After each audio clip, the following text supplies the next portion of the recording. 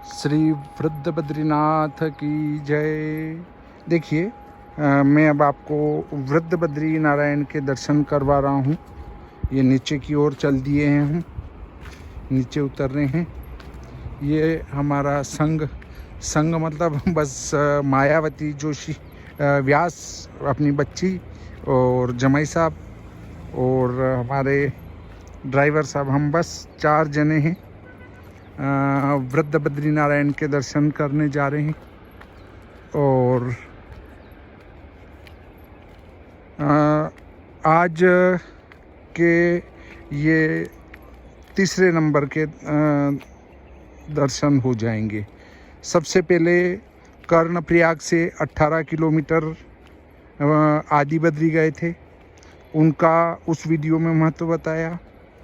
उसके बाद यहाँ से लगभग 10-15 किलोमीटर पहले अर्थात बद्री विशाल हरिद्वार रोड पर जोशीमठ से लगभग 20-30 किलोमीटर पहले या 20 किलोमीटर पहले हेलंग आता है। हेलंग से उर्गम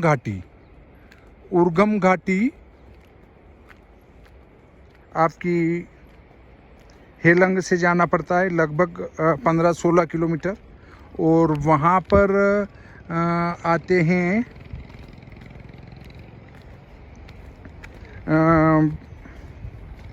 उर्गम घाटी में ध्यान बद्री, और वहीं पर हैं कल्पेश्वर केदार। और उसके बाद हम यहाँ आए हैं वृद्ध बद्री जो है हमारे नारद जी को बद्री नारायण ने वृद्ध रूप में दर्शन दिए थे, इसलिए इनको वृद्ध बद्री कहते हैं। वृद्ध बद्री में एक काले पत्थर की मूर्ति है। उसमें एक छोटे मंदिर के अंदर विराजमान है। तो देखिए, आपको वहीं पर ले चल रहा हूँ। उसके बाद हमारा विचार है तपोवन में जाकर भोजन करेंगे और वहीं पर रेस्ट करेंगे। उसके बाद कल हम आपको कराएंगे भविष्य बद्री के दर्शन, और कल ही कोशिश करेंगे नरसिंह बद्री के दर्शन। फिर उसके बाद बद्री विशाल की ओर प्रस्थान करेंगे। तो आप भी हमारे साथ यात्रा का आनंद लें। ये उनकी कृपा के बगैर कुछ भी संभव नहीं है। अगर उनकी कृपा हुई तो वे दर्शन देते हैं, और नहीं हुई तो दर्शन नहीं देते हैं। कई बार बैठे हैं और कोई ज़बरदस्ती उठा के ले आए कि बद्री विशाल चलना पड़ेगा, तो जाना पड़ता है। और कई बार पूरा योजना है, जा भी रहे हैं और कोई रुकावट आ जाती है और फिर नहीं जा पाते हैं। तो ये उनकी इच्छा पर निर्भर करता है कि वो आपको दर्शन देना चाहते हैं या नहीं देना चाहते हैं। नहीं देना चाहते हैं तो एक अलग बिंदु है, देना चाहते हैं तो वो आपको किसी भी रूप में बुला लेते हैं। तो मैं यहाँ वृद्ध बद्री के दर्शन कई बार कर चुका हूँ। जब भी आता हूँ तो सभी संगी साथियों को वृद्ध बद्री के दर्शन कराता ही हूँ। और अगला ये है कि वृद्ध बद्री मेन रोड पर है, थोड़ा सा अंदर उतरना पड़ता है पैदल। तो जब बस से यात्रा आते हैं तो बस वाले हमें यहाँ वृद्ध बद्री के दर्शन नहीं कराते हैं, क्योंकि उनके तो पूरी बस वाले उतर के जाएंगे ना आएंगे तो उसमें 2-3 घंटे पूरे हो जाते हैं। और इतना टाइम अगर बस वाले एक ही जगह करें तो वो उनको महंगा पड़ जाता है, इसलिए वृद्ध बद्री के दर्शन नहीं कराते हैं। उर्गम घाटी में तो ये 35 सीटर गाड़ियाँ भी नहीं जा पाती है। इससे जो है वहाँ जाना कठिन है, वहाँ तो छोटी गाड़ी ही जा पाती है। यहाँ गेहूं की कटाई चल रही है, गेहूं बो रखे हैं, गेहूं की कटाई। और अब हम पहुंचने वाले हैं वृद्ध बद्री के बिल्कुल नज़दीक आ चुके हैं, जो अभी दर्शन देंगे। क्योंकि सभी हम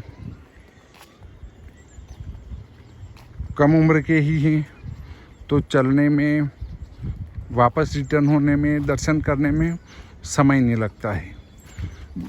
बसों में वृद्ध लोग रहते हैं, उनको पैदल जाना, वापस पैदल आना, उसमें समय लग जाता है। देखिए यहाँ गेहूं टाइप कोई फसल बो रखी है। ये वृद्ध बद्री नगर है। यहाँ पे वृद्ध बद्री नगर पहुंच चुके हैं।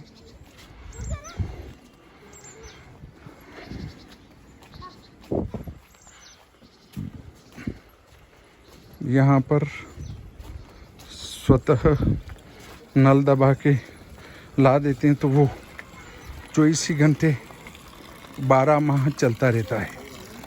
ये वृद्ध बद्री जोशीमठ से सिर्फ 10 किलोमीटर पहले हैं। 10 किलोमीटर पहले ही मेन रोड से जाके हम दर्शन कर सकते हैं। ये हम आ चुके हैं वृद्ध बद्री मंदिर में। श्री बद्री विशाल की जय। ये वृद्ध बद्री है। देखिए यहाँ लिखा है मंदिर के ऊपर, जय श्री बद्री विशाल। हम गुरुजी से पहले भी मिल चुके हैं। पहले भी एक वीडियो बनाया था, तब आपके दर्शन हुए थे। आपने यहाँ का विस्तृत भी बताया था कि नारद जी ने वृद्ध रूप में दर्शन दिए थे। नारद जी को इनने वृद्ध रूप में दर्शन दिए थे, नारायण ने। तब से ये यहाँ पर वृद्ध बद्री रूप में विराजमान हैं।